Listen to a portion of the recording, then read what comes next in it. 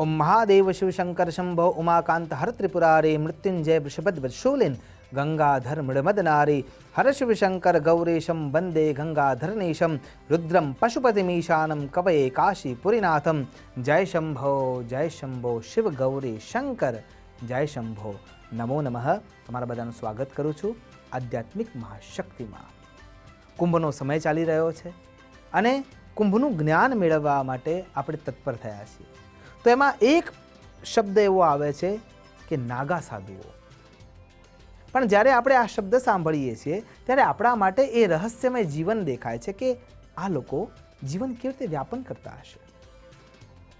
ખરા અર્થમાં જોવા જઈએ તો જે નગ્ન રહે છે એ જ નાગા સાધુમાં આપણે વિચારીએ છીએ એવું જરાય નથી। નાગા શબ્દનો અર્થ ખૂબ જ સ્પષ્ટતાથી સંસ્કૃત ભાષામાં જોવા જઈએ તો નગ એટલે પર્વત, અને પર્વતમાં જે વાસ કરે છે, પર્વતને પોતાનું ઘર બનાવે છે અથવા પ્રકૃતિને પોતાનું ઘર બનાવે છે, એને નાગા સાધુ કહેવામાં આવે છે। અને જો કચ્છારી ભાષાના અંદરથી જો જવાબ મેળવવા જઈએ તો એમાં એનો અર્થ એ થાય છે કે ધર્મના સશક્ત યોદ્ધા એટલે નાગા સાધુ। અને ઉત્તર પૂર્વ તરફથી જો આ શબ્દનો અર્થ લઈએ છીએ કે જે નિર્વસ્ત્ર છે એ નાગા સાધુ છે। પણ ખરા અર્થમાં નાગા સાધુ છે કોણ? 13 અખાડાઓમાં તપસ્ચિત થયા પછી જે બાલ્યાવસ્થામાંથી અત્યારે 10 વર્ષથી માંડીને 20 વર્ષ સુધી અને 16 વર્ષથી માંડીને 20 વર્ષ સુધીના સમય ક્ષેત્રમાં જે યુવાન ધર્મ માટે પોતાનું સર્વસ્વ બલિદાન કરવા માટે તૈયાર છે એ સૌથી પહેલાં સાધુ બનવા માટે યોગ્ય ગણવામાં આવે છે। એના પછી જ્યારે એના શરીરમાં પહેલી પરીક્ષા એને એ આપવાની હોય છે કે સૌથી પહેલાં એને પોતાનો અંતિમ સંસ્કાર કરવો પડે છે। ત્યારબાદ એને પોતાની જાતે જ પોતાના શરીર પાછળની ક્રિયામાં પોતાનું પિંડનું દાન કરવાનું છે, એટલે કે પિંડદાન કરવું પડતું હોય છે। અને ત્યારબાદ એ સૌથી પહેલો ત્યાગ હોય છે એ છે ઘરનો ત્યાગ। જ્યારે ઘરનો ત્યાગ થાય છે પછી એ સાધુઓની સંગતિમાં આવે છે, ત્યાંથી એને પ્રશિક્ષણ મળે છે।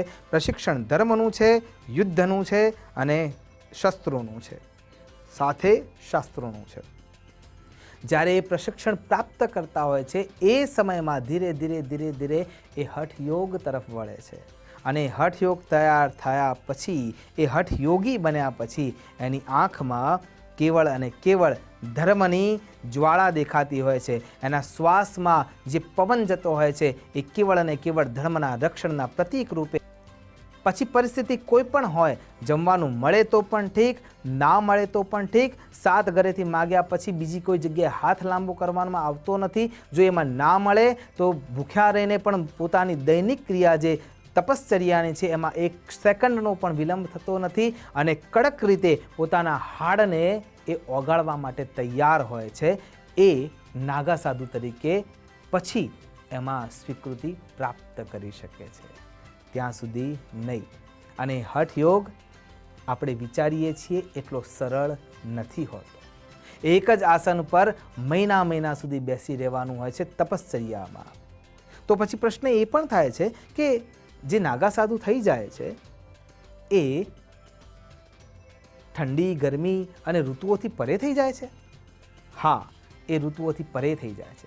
શીતકાળમાં હિમાલય ક્ષેત્રમાં એ નગ્ન અવસ્થામાં કેવળ અને કેવળ દિશાઓને એટલે કે દિગંબરને પોતાની વસ્ત્ર તરીકે રાખે છે અને છતાં પણ એમને કોઈ જ અસર થતી નથી, કેમ કે એમને પ્રકૃતિને જ પોતાના સ્વતઃ રૂપમાં સ્થાપિત કરી દીધું છે।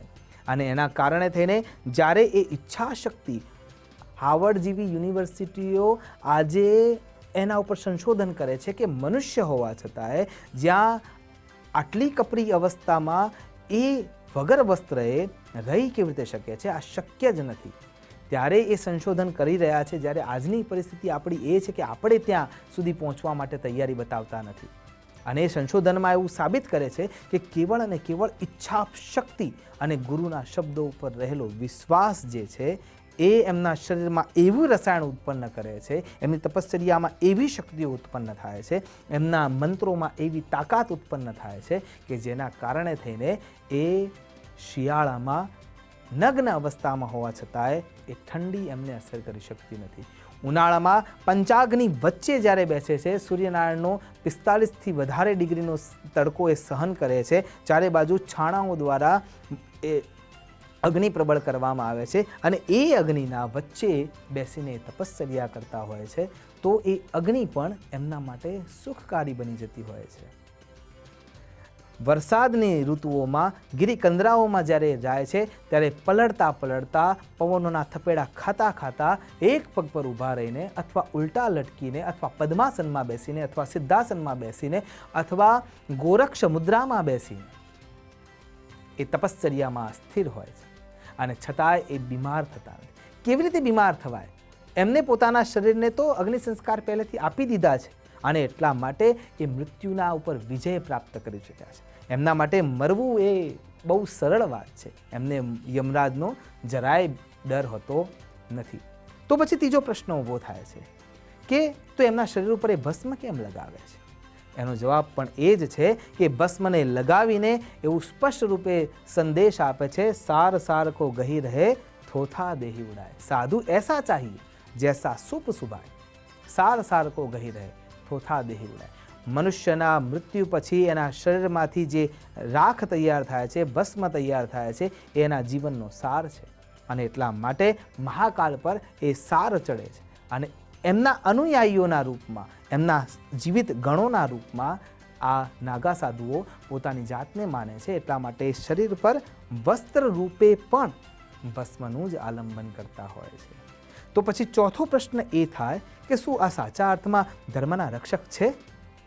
હા, બે પ્રકારના નાગા સાધુઓ હોય છે. એક નાગા સાધુઓ કે જે પોતાના વસ્ત્રનું બલિદાન કરે છે, પહેલાં ઘરનો છોડે છે, બીજા નંબરમાં એ વસ્ત્રને છોડે છે, ત્રીજા નંબરમાં અન્નને છોડે છે. કેવળ સૂર્યનારાયણની ઉર્જા ઉપર જીવિત રહે છે. શરીર સુકાઈ જાય છે, હાડ ગળી જાય છે, છતાં પણ એમનું શરીર ચાલતું હોય છે. આશ્ચર્યની વાત છે. અને બીજી જગ્યાએ જે શ્રી નાગા સાધુઓ તૈયાર થતા હોય છે, એ પોતાના શરીરની ઇન્દ્રિયોને નુકસાન કરીને પણ સ્વતઃ રૂપે સરળતાથી જીવન વ્યાપન અને આનંદમાં જીવન વ્યાપન કરતા હોય છે. અને એ સાચા અર્થમાં ધર્મના પ્રશસ્ત સૈનિકો છે. હાથમાં ત્રિશૂળ હોય છે તો એ ત્રિશૂળને ચલાવવામાં પણ પાછા પડતા નથી, ભાલાને ચલાવવામાં પણ પાછા પડતા નથી, લાઠી દાવમાં પણ પ્રશિક્ષિત હોય છે, સુયોગ્ય યુદ્ધની રણનીતિ પણ એ જાણતા હોય છે, શસ્ત્રને પણ જાણે છે અને શાસ્ત્રને પણ જાણે છે. આ નાગા સાધુઓ હોય છે.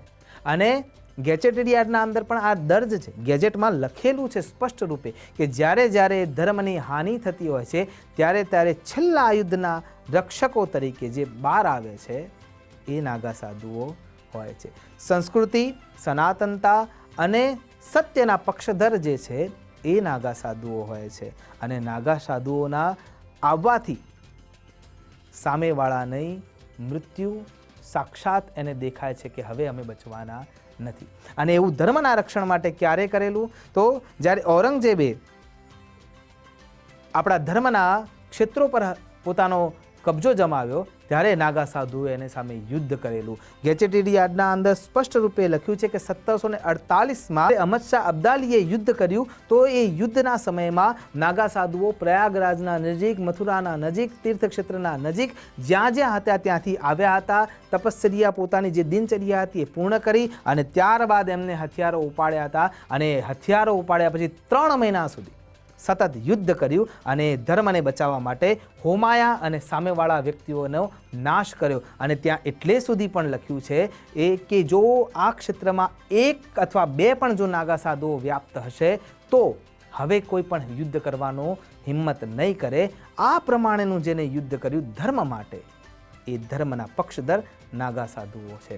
અને એનાથી આગળ જ્યારે વિચાર કરીએ તો અહમદ બંગસના સાથે પણ એમને યુદ્ધ કરીને બતાવ્યું હતું અને એને હરાવીને બતાવ્યો હતો. તો આ નાગા સાધુઓ છે. આજની પણ જો ગણના જોવામાં આવે તો 4 લાખ નાગા સાધુઓની યુદ્ધ કૌશલ્યતા સાથેની સુસજ્જ સંન્યાસી ટોળી ત્યાં જોવા મળે છે. આ ધર્મની સેના પ્રશસ્ત રૂપે ધર્મનું રક્ષણ કરે છે. અને એટલા માટે આપણે સૌ એના આભારી છીએ. ધર્મમ રક્ષતિ રક્ષિત એ એના કારણે બોલી શકાય છે, કેમ કે એ સાચા અર્થમાં ધર્મના રક્ષકો છે.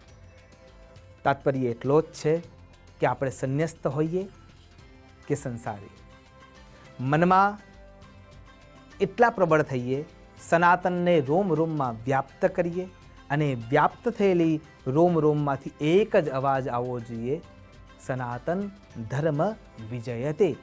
અને એના આધારે ઓછા વસ્તુઓમાં આપણું જીવન વ્યાપન કરવાની રીતને અપનાવીએ, પ્રશિક્ષિત થઈએ, શસ્ત્ર અને શાસ્ત્રમાં પ્રવીણ થઈએ અને સાચા અર્થમાં ધર્મના પક્ષધર થઈ શકીએ. એ જ અભ્યર્થના સાથે નમસ્કાર. અસ્તુ સદા શિવોહમ. નમો નમઃ.